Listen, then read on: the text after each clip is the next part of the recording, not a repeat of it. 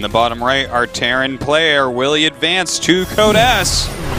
CJN to Bbyong. Has this player ever 2 barracks proxied in his career?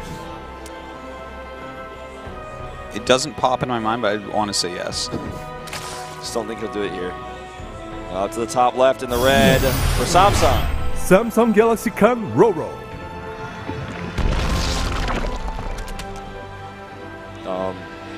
It'd be really funny to see a proxy on this map. Like, would really throw RorO off. I feel that's something Maru would do right now, but I don't think we're going to see Bbyong do. Just a thought.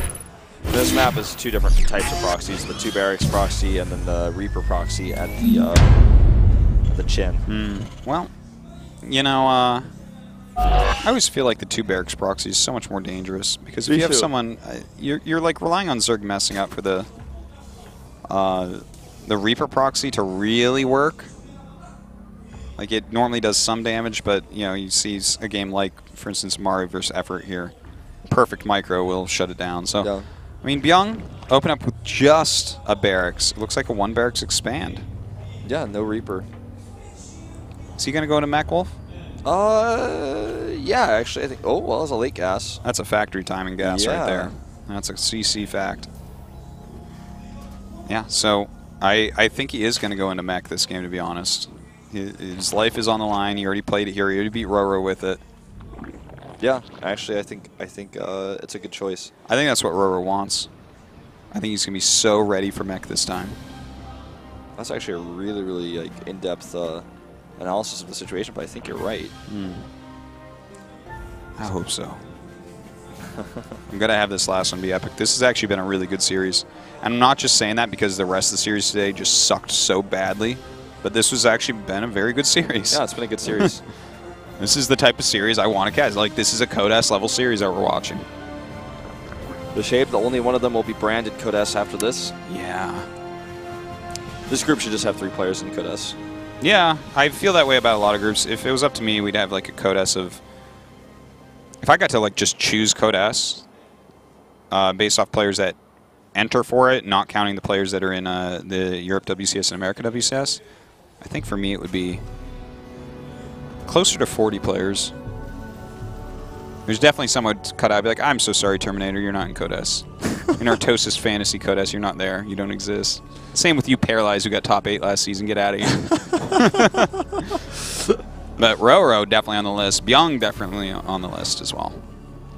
If Jaedong were in Korea, would you put him on the list? Yeah. Even if he wasn't playing as well, just sees Jaedong, I'm like, yeah. In fact, the first group would be Jaedong, Stork, and Flash and Effort. By the way, that Roach Warren. Yeah, that's like so a fast.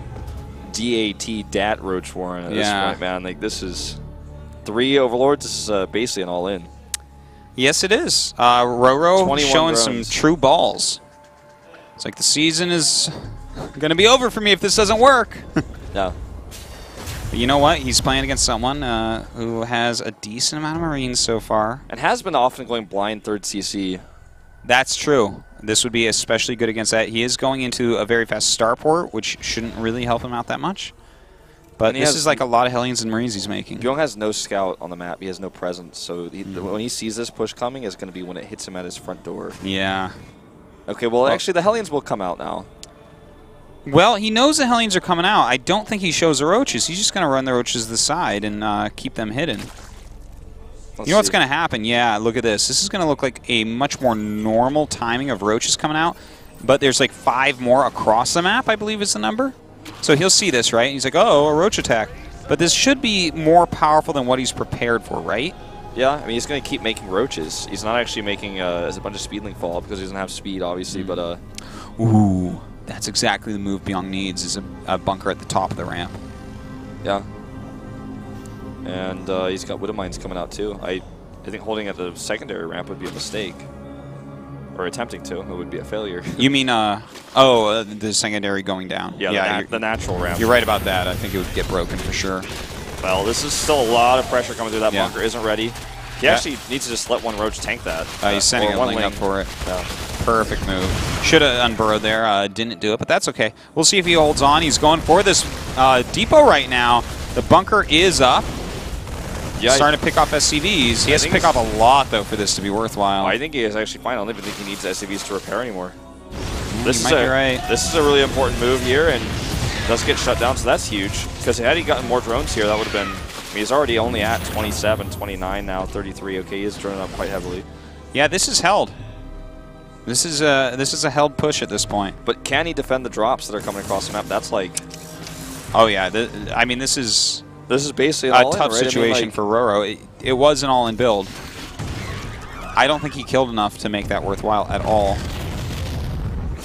Third CC is coming up. RorO took a chance this game. It's not paying off. The roaches are not going to be at home to defend. He's got like 2 roaches at home and 2 lings on the map. So queens are going to be his defense against these drops. Yeah, he's trying to get them back. Oh, man. Bbyong is feeling good about this situation. But he does drop the wrong location. If you had to choose one to drop, dropping the main would have been better because the roaches weren't there. So the drop actually gets deflected. Yeah, actually, if he had gotten all of his Marines out, he could have gotten a lot of damage done. Had to pick up right there, unfortunately for him. That's really unfortunate. That's really nice for RorO because now he's got all his roaches home and this is not going to do anything. Yeah. He even scanned for some reason. Like, not really sure about that, but... Well, roach speed on the way. Obviously, he has to follow up with some sort of crazy all-in. This is not a build that's going to transition very well into macro play, I don't think. But there's only 29 SCVs out, so maybe he can get some done. We'll see. Banshee comes up right now, trying to kill off some extra drones. Oh my god! Oh, I thought he was really going to lose that. Well, the Queen's still trying to walk up. Doesn't quite get it. If he had lost that, that would have been a big, big moment for RorO. That's a whole lot of Marines, and this secondary roach all-in, I mean, I guess it's not really as all-in. Let's see how many roaches he makes before I make a judgment call on this, but like, this secondary roach attack is going to be all the scarier if he loses that drop. Do you think he'll drop some Evos and just try to go 1-1? Maybe. Because, like, he's getting a lot of gas and roach speed. Like, he could, I guess he could go into Mutas from here and Baneling speed, but... I mean, if this game is going to go much longer, he needs to get some evolution chambers. Yeah, well, I feel like maybe he's going to spend this extra gas once he gets that 3rd base saturation up. His mineral income will boost up to enough where he can make a lot of roaches off of that gas, and not take the the 4th and 5th gas. Just go off of 4 gases and 3 base mineral mining. Well, there is an Evo chamber. Yeah, just one. Kind of an interesting in between here. I guess his economy still isn't fully up to par like he wants it to be. I think Bbyong is just like, where is your roach attack? He's like got 3 Banshees that he's saved at home, waiting to go on top of it and punish it. He's making Marauders. As he leaves, that roach attack is coming across, but it's not going to be enough to actually break through anything. So really the scary part here is these 3 Banshees. They have Cloak as well. He's killed him with Banshees before. Can he do it again? 1 Banshee does get targeted down, but he killed the Queen for it. Beck does get a second Queen. That 3rd Queen he is going after. That Queen needs to back up right now, but that means he can kill drones. Yep, he's controlling the gas mining here. By the way, that attack that happened at the natural didn't do anything. He didn't even really commit to it. He just kind of sent it over there, looked at the natural, and then said no, and then walked back. Hydra Den is on the way. Oh, man. I feel like this is getting more desperate by the moment. Ooh, he actually snipes the other Banshee, which is nice, but still losing a lot of workers here from this Banshee harassment. And the Hydra's Den is not going to be a secret. You should be able to identify this with the Banshee. The Banshee's going to be around here for a little while longer. He might actually even use Hydras to try to move the Banshee out. A mech follow-up, it looks like, kind of. Marauders? With Stim. This is like an extremely old build.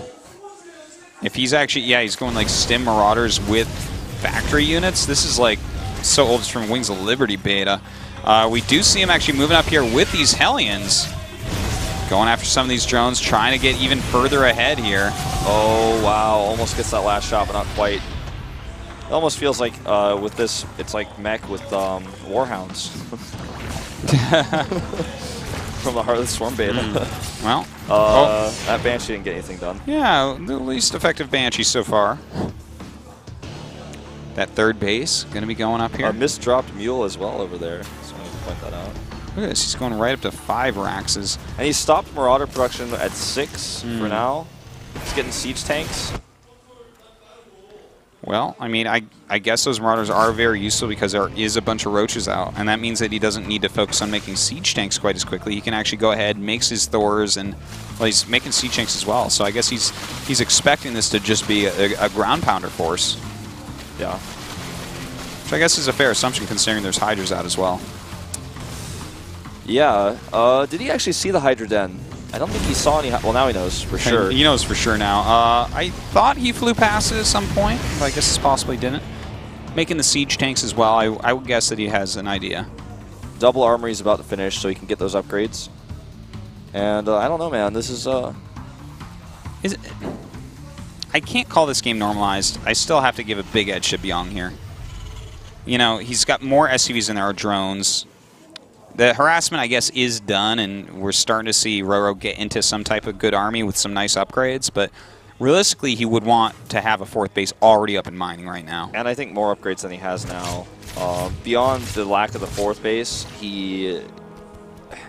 if he had these Hydras, like if he could like somehow teleport them to Bbyong's base right now, he could do a lot with them, I feel, but Bbyong is going to have this. He has all this economy to now make a massive amount of siege tanks. Like he has this huge army advantage he can't do anything with. RorO does. That's true, but he's getting 3 Vipers. So if these siege tanks are like clumped up or maybe too sparse in a certain area, Blinding Cloud is amazing, and of course he can always yank them in as well. True. Let's see. Banshee back here is on hold position, but not getting any kills. You know, this is actually anyone's game right now. Even though I like Bbyong's position, like these Vipers do give a funny little timing attack to RorO where he may just catch him off guard and do a ton of damage. Now, we do actually have these Hellbats come in, and they see that there's a bunch of Vipers actually eating, and that is a big deal. Now he can get ready for it. Yeah, he's getting Vikings out here, and that's going to allow him to help zone those out. Also, some Thors could be helpful in that regard as well. Absolutely, and just knowing that that is exactly what's coming is going to help out, I think, most of all. So he does some damage here, does definitely kill off some drones. Looks like he killed about 10 maybe, yeah? Something like that, around that number. Still, a strong army is going to be coming from RorO. Notice how he's fully charging up. Yeah. Wants to be able to throw down as many spells as is possible here. Widow Mines at the front, siege tanks way at the back. Some missile turrets, Vikings, Thors, etc. to try to zone these out. He's also got that sensor tower, so he knows if there's any attacks coming from the right side behind those rocks as well. Very, very important indeed. We do have burrow and burrow movement. That's not going to come into play during this battle, but possibly later in the game. Elliot, see this push coming. It's right at his doorstep now. It's a lot of Hydras, 25 in fact. Hellbats, if he could get them on top somehow, would do great on the Hydras, but I don't think that's going to be a possibility. He's just going to have to walk them in. I think he's killing those Widow Mines. Meanwhile, these Hellions are going to get a lot of damage done. All right, let's see this. Widow Mines at the front, Marauders here tanking as well. A very scary Zerg army to deal with. A very good zoning here as well, the way he moves in. He's coming over there just trying to find the perfect angle where the mech is not. Look Starts at that pulling these Thors. All right, a nice move right there. Keeps his Vipers alive for now. Good Still a Viper very against strong the Vikings army. too. Like he's actually doing this so well. Pulls a siege tank. Should he be using this energy like this, though, or should he be using Blinding Cloud? It's really hard to say. I think the Yoinks are okay for right now. If he actually commits to an engagement, then that's when you need that Blinding Cloud to go down. He's getting some really good trades against this mech army, I have to say. But now he's lost a lot of his Roaches. He certainly has, and he also lost all the drones there at his 4th base. Of course, he has a 5th up as well, but just no drones to speak of anywhere. Except his original 3, so his economy is not that good, even though he's being pretty cost-efficient against this mech build. Yeah, he's not building a bank. That's a bit of a concern. Oh! Beautiful. Oh, beautiful once again. Look at that. Well, 3 Viking kills. I don't even know if this is beautiful or if this is a huge overextension of Bbyong. Like, I mean, that's like, you're chasing way too far against like 25 Hydras. He was definitely out of position there for a little bit. Oh, now no. there is literally like no economy for RorO. Look at that. 69 workers killed so far this game. He's down to 49 drones, but he just made a massive amount of drones too. Like, if he hadn't, that would have been even more painful. He would have been at like 30. Okay, so this game, it's a weird one. We're in a funny place right now because I would say at this point, I want to call it that Bbyong has stabilized his mech. He's done a lot of damage, but he's not going to die to these Vipers anymore, as we can rightfully see here. Yep.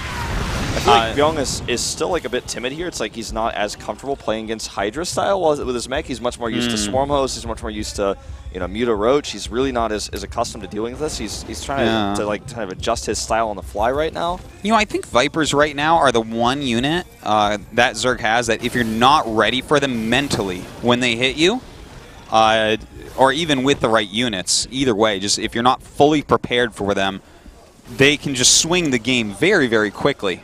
You know, they're so useful in these situations, and I think it threw him off guard a little bit, but I think he's okay now. The Vipers aren't going to be that good. In fact, if he stays on Roach Hydra, which it looks like he is for the time being, I'm not sure how effective that's really going to be going forward against Bbyong. That pull, I don't know how much that really accomplished.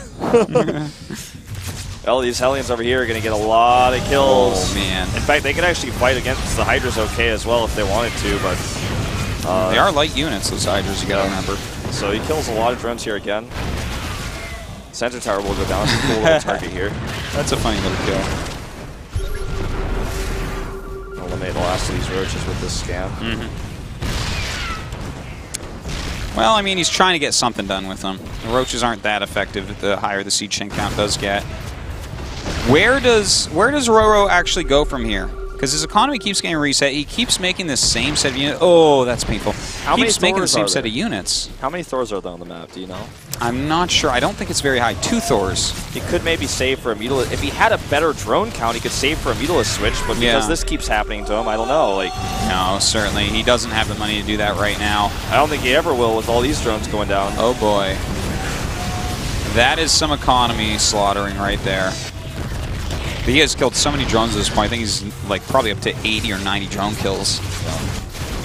This is a nice attack over here. Looks like he's going to get the CC if there's someone to replace it, but still. This game is getting really quite crazy. Every time you think that one player is taking a huge advantage, the other one hits back and does something awesome. Oh, these Widow Mines. Oh, they're on cooldown, I think they're on cooldown. Oh, no, they're not. Yeah, I think he was just like retargeting them, trying to get really good hits, and those were fantastic hits. Killed quite a few there. Both players with just 55 workers left, but of course we do have mules for Bbyong, so his economy going to be a little bit higher up and his units a little bit more cost efficient.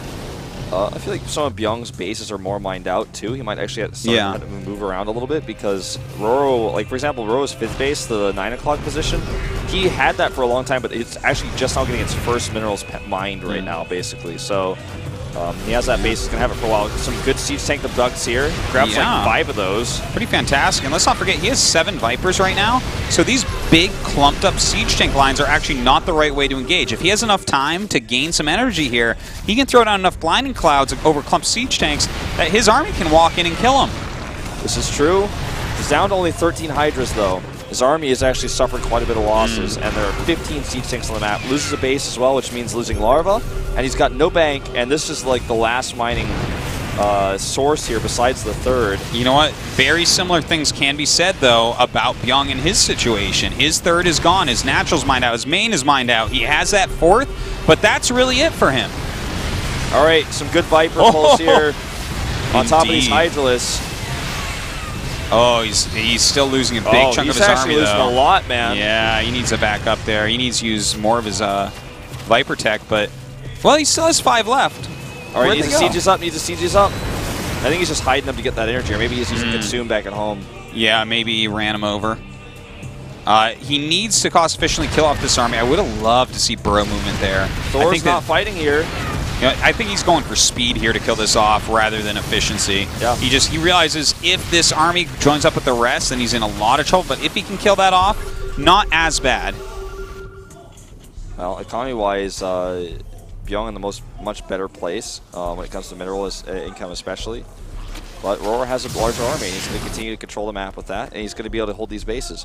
This base is mining out, though. This base is almost mined out.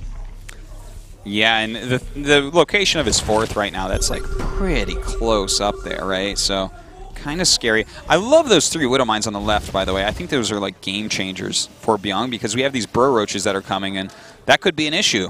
You know, if he tries to retreat and whatnot. Well, we have 4 orbitals, which means plenty of mules. Still has a pretty good economy. If you look at the upper right under the minerals, you can see he has twice the mineral income right now of his opponent. All right, this is going to be a do-or-die moment here. He needs to get a lot of damage done with these roaches. Can he kill this building CC? It looks like he will. He's going to get almost all the SCVs here as well. Yeah, very nice. But will he lose all of his roaches? If he even tries to burrow moving out, you just scan, and those Widow Mines are going to clean up the rest. So it looks like he will lose them. All right, we do have another attack up here. Viper's coming in, but there are some missile turrets. Yeah, he's actually losing those expensive Vipers. He's getting blinding clouded there at the last second. But this wasn't the most cost-efficient engagement that RorO could have ever had. These roaches are still alive for now, doing some more damage over here. That blinding cloud allows these roaches to escape, but he's losing these expensive Vipers. And this base, even though it's up, it's still not mining. His economy is just so low. Both of them are so low. He's going to drop Hellbats on top of these Hydras. Oh man, he's actually attacking this planetary without any blinding clouds. 2 blinding clouds would change everything right here, but the repair goes down. He loses a bunch of units and he has to run. Yeah, he has 2 Vipers, but you know, they're out of energy. They're running away from that Viking. Good zoning there by Bbyong. Bbyong is looking poised to take a victory here, I feel, at this moment. Considering that he lost all those units. Look at the army of RorO now. It's so small. Yeah, he's working with scraps right now. 10 roaches and 5 hydras don't beat a whole hell of a lot, 30 minutes into the game, even when you've taken the damage that Bbyong has. He's going to just kill this base in the middle. Yeah. There's nothing to contest this. He shouldn't even try to stop this from dying. He's got to gain more energy. He's got to whittle down this army once again. He went up to 5 Vipers, but there's nothing to pull them into, these Terran units. There's only 10 roaches and 4 hydras. You pull 2 Thors into that, they're just going to kill all those units. I just wish that RorO had maybe taken a different 4th base, maybe the one over to the right side, or try to retake that one to the left. This one a little bit too close. Yeah. He's able to attack it nonstop and then go back and defend his 4th, the only real mining base he has. And that's where he's gaining this gigantic advantage from. Yeah. Oh, if you just scan. Oh, that's a Widow perfect Mines. move. Awesome, awesome move. Those Widow Mines once again paying dividends. He's just lost so much here. I don't think there's any way for RorO to recover. How could he? Even with perfect blinding clouds, I don't think there's such thing as a perfect blinding cloud against this army. He's got no bank to switch to mutas or anything otherwise. Yeah, his army is definitely underpowered in this situation. We'll see what he can get done. He has 4 Vipers. He has, I think, it looks about 14 roaches and 3 hydras over on his side of the map, and then a couple over on the other. I don't think he has. I simply don't think he has enough. No. Pulls a Thor in here, and the Thor's just going to tank the damage while the Hellbats even. This is a really great blinding cloud, or set of blinding clouds coming up here, Wolf. Yeah. And another one does go down, but oh god, this is so much mech coming up. This is basically just making the best of a terrible situation. GG. Bbyong is going to Codas again. Oh wow, I'm sure a lot of players are really happy about that. I think a lot of people are really sad too, myself included, to see RorO in Code B. Absolutely. This guy is a former champion. He's one of the top Pro League players, one of the top zergers in the world. No one can argue it. He put up a great series there. Very close, really a nail-biter in all 3 games. But in the end of the day, Bbyong is the one that advances. Continuing to be one of the big hopes of Terran.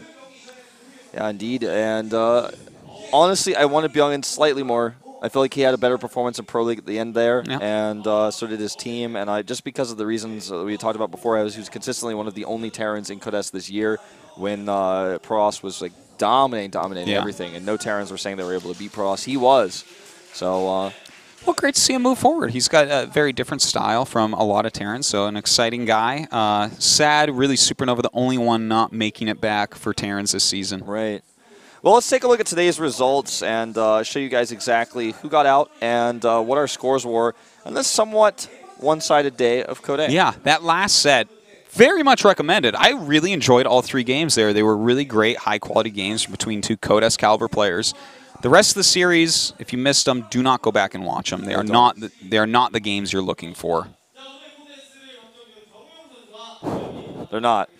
All right. So we're going to take a look at those results now. They're finally popping up on screen. And you saw 2-0, 2-0, 2-0, and Trap gets out with a 4-0. Then we had RorO annihilate alive there in our 4th 2-0. But when we came to the 5th set, Bbyong versus RorO, very, very close series, even down to the last game. All 3 games very close. Last moments of the last game, really. Yeah. Really good series there. That made up a lot for the previous matches that we saw. So Group I, our final group, will be coming up next, and it is going to be, actually Group L, excuse me, we had I earlier, scheduling change. Stork versus Trust, and Yonghwa versus Fantasy. So 2 big Caspa fanboy players in this group, Stork and Fantasy. 2 of the top players of all time in StarCraft 1 here. Plus, Younghwa, your fan favorite, Artosis. I love Younghwa. I really do. He's a great player, a solid player. This should be a great group. I would love, beyond everything else in the world, for Stork and Fantasy to get through here, Wolf. Me too. I think actually they might be favored to do just that. Maybe. It's a hard one, though. Trust, he's kind of a dark horse in this group, and Younghwa has shown us he absolutely can qualify for Code S. He just can't do anything beyond there. That's true. So we will be seeing that in about an hour and a half coming up here. So everyone's going to have a little bit of a short break. Tell your friends. This is a really, really good group. Build the hype. I know there's a lot of fantasy fans out there hoping he's going to get back to his former glory in individual leagues. Well, I hope so as well. Guys, thanks for watching, and we'll be back soon.